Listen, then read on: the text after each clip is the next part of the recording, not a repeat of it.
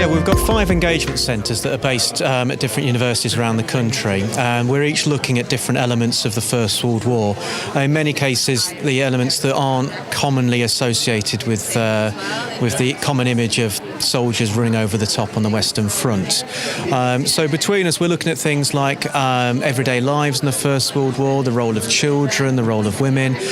My own centre, the Centre for Hidden Histories, is looking at communities that were very much part of the war, but aren't commonly regarded as that in most commemorative projects. Indian regiments, Irish regiments, and people all around the world that were involved. And how are you bringing all of that information together for everybody else? Well, we're seeking to work with different communities. So we're looking for community groups who are perhaps involved in heritage or are part of the communities that perhaps a little bit left out of the commemorations. And we're looking to partner them with academics and give them access to funding and benefit from their knowledge and expertise, really, and learn from them about what their families are involved in and the communities that they worked in. Okay, and as I've gone around and interviewed other people and seen some of the things going on in the plenary sessions, there's a lot of focus on bringing that kind of community together, and the magnet, if you will, is some kind of digital repository or something, information library. Is that the kind of thing that your groups are doing? Absolutely, yeah. We are very much interested in creating a legacy. So there's an ongoing information that people can access after the commemorations are finished as well. And so it would be things that people can access online in different areas, but we're also taking things out to people as well. We're looking at working with schools and taking all that knowledge that we've gathered together and the community expertise and bringing it out to people, particularly young people. And how long have you been doing that? Very, very recently. We've been officially started this year, and we're really getting things going now as we've get to the actual 100 years since everything started. Yeah, I can see you've got a great bunch of kids already in front of your stand as well. And are you getting a good response from the communities that you're reaching out to?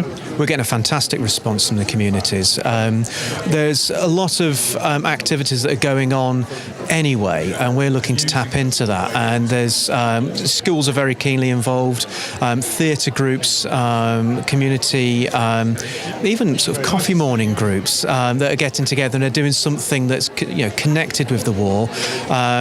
They'd be toiling on their own if it wasn't for us offering our help and assistance and putting them in touch with other groups as well.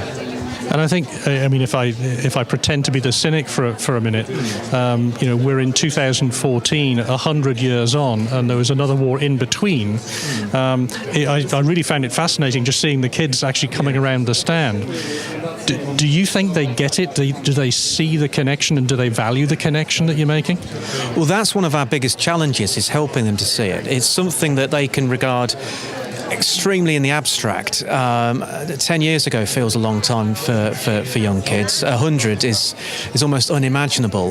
There's different methods that we're exploring to make them connect. Some of the projects involve getting to look up their own names, whether it's their surnames or both their names, on the Commonwealth war graves. In some cases, particularly with secondary school pupils, the people fighting in the war were their age. And that kind of connection, to say to them that had you been around 100 years ago, you might have been sneaking off to fight yourself, and you wouldn't necessarily be sat here in a nice, comfortable classroom talking about it. So there are some ways of making it feel real for them. And the other thing that we're doing with things like theatre productions and filmmaking is to use different methods of engagement that make things feel a little bit more believable to them than necessarily just reading war poetry and things that they're used to looking at for the war. That's great. Thanks very much, Mike. That's great. And how can everybody get in touch with you or find out more about what you're doing? Do you have a website? Yes, if they search for First World War engagement centres, and all 5 will be listed up on there with the AHRC. Okay, thanks very much. Thank you.